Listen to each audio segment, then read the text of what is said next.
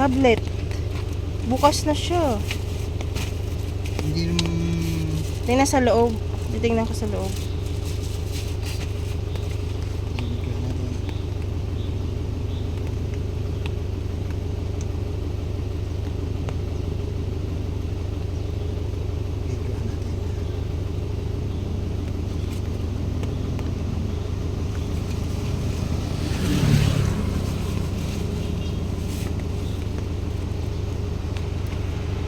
Kasi siya ay naka-open.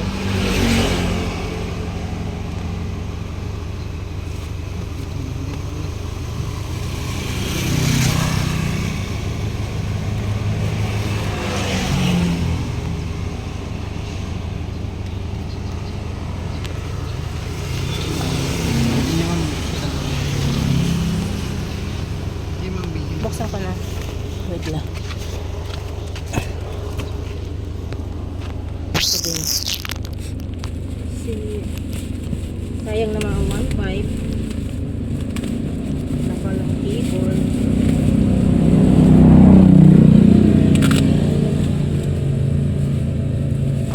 Ay. Busog-busog pa.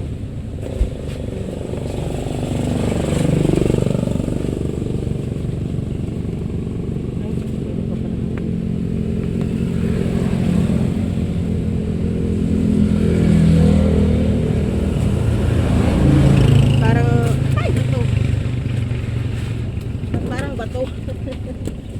Hindi, wala.